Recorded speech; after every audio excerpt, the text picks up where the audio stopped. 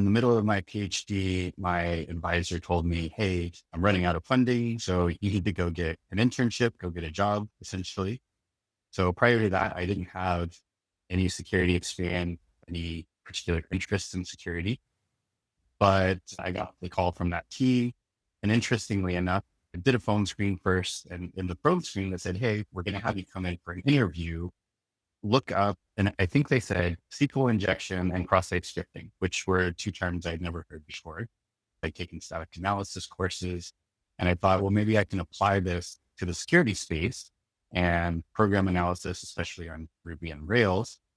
And so from there, I created a project. It's called Breakman, open sourced it at the end of the internship, and things kind of went from there. I would probably say the three main lessons I learned was don't spend too much on lawyers, which nowadays you don't need to anyway. It's all, you can just, there's services that will just do everything for you. Hire a salesperson and hire a UX person, which we did do that. It's an industry you can get into as long as you are interested and you have the desire to be a part of it.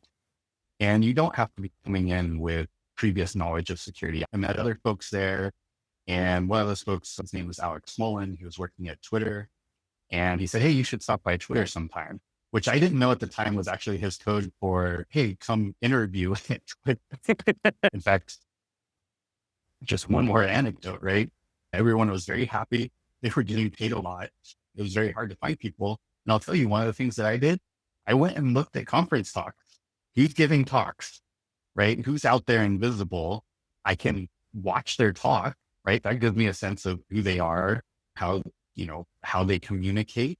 Yes, if you can find that thing that you're interested in and that gap where it's like, well, look, wow, no one's written up this documentation, or it doesn't seem like anyone's digging into this.